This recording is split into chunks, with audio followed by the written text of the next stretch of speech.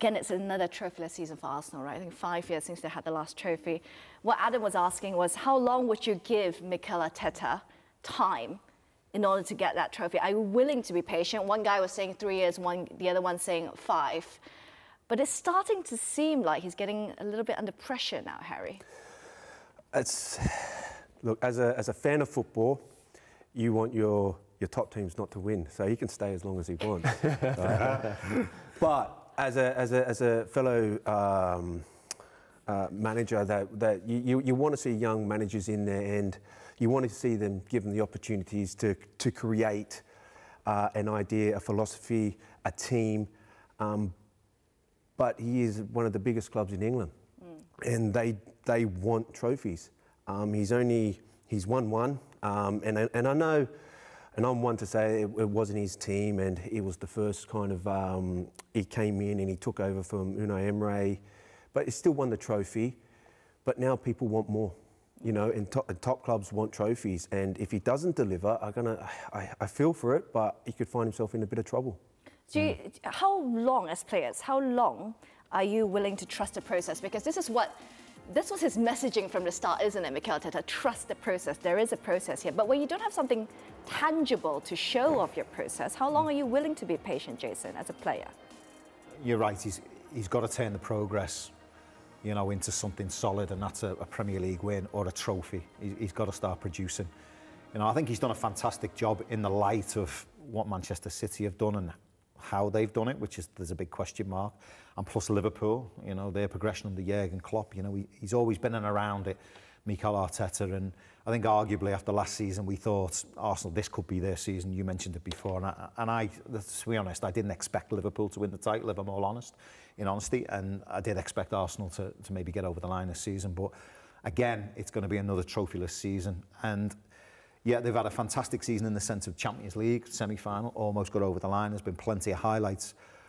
I still think he's got time. I think he's still got credit in the bank. By time, how long do you think?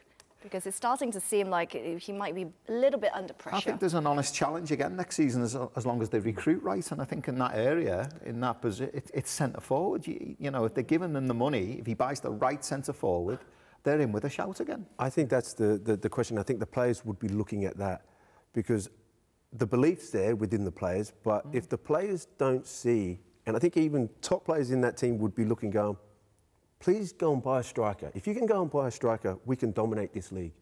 And if they don't buy it, they may just think, well, we're just going to have another year as the same. And they're in a position of power, aren't they, right now? Champions League football, second in the Premier League. Everybody watched their progression. You know, semi-final, you know, top players will want to go to Arsenal. Top players, you know, I think Arsenal Football Club is a huge draw to top players. There's no question about that. Yes, they will be playing Champions League football next season, so that's huge for players. You know, for the last 3 seasons, they've challenged right at the top end of the Premier League. You know, this Arsenal side are really, really close to winning trophies. But can't seem to get over the line. They were really close 2 seasons. One of the reasons is because Manchester City have been so dominant. You know, Arteta's had the last 5 seasons, right? And Man City have been so dominant in just about all of the trophies, haven't they? Yeah. So you know, there's a shortage of availability. Simple as that. And you know, and maybe Arsenal have been a bit unfortunate this year because Liverpool got it together. You know, at the start of the season, you're competing against 19 other clubs. It's odds against. Michel, it's absolutely odds against. If you were Mikel Arteta, and you know you've come second in the Premier League, you've come semi-final of the Champions League, and you were to be sacked, you'd be disappointed. Surely you'd be disappointed. Well, they'd have to bring in somebody very good, wouldn't they?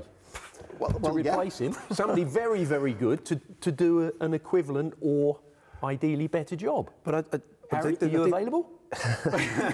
But the question was like the players, like, and I think the players, and you see that they've got a good camaraderie, and you're going to start to see maybe little cracks, because like you said, top players want to win trophies, and if they're not going to win it here, they'll go somewhere where they can win it.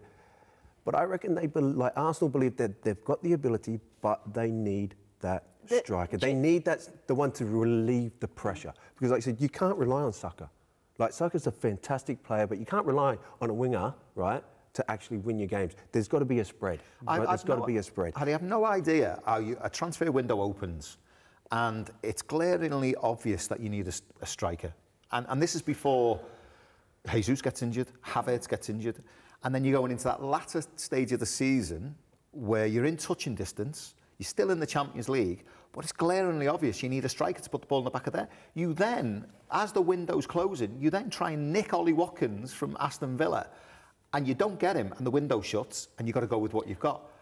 Let's say they get Ollie Watkins, or they would have got Ollie Watkins.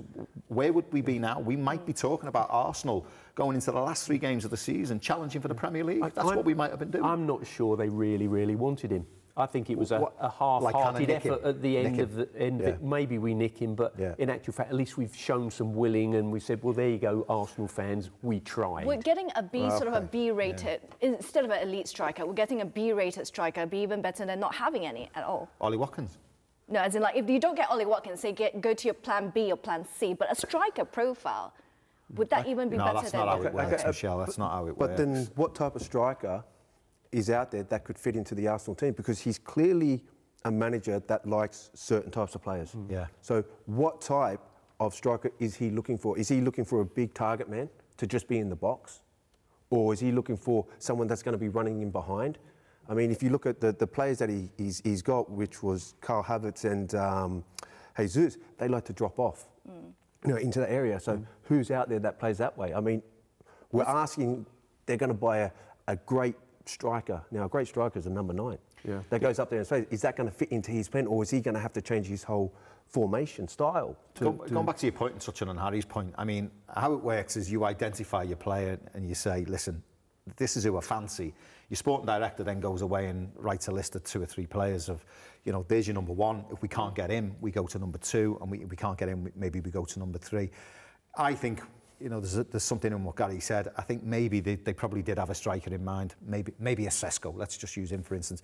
And they go to the club, is it Leipzig? And they go to the club and they turn around in that window, which is the worst window ever to do business in, because inflated prices are always what happens in that window. And Leipzig turn around and go, it's 120 million if you want him. And Arsenal just go, oh, we haven't got that kind of money. So now all of a sudden, they might try and go and nick to make an effort. They try and go and check Ollie Watkins. Maybe that was the case. I don't know. But it's just a glaring, obvious problem that they've had now for probably 18 months. Yeah. Before we go for a quick break, just a quick yes or no from all 3 of you. Will Arsenal win a trophy next season if they get a striker? Yes. Yes. I'd go yes as well.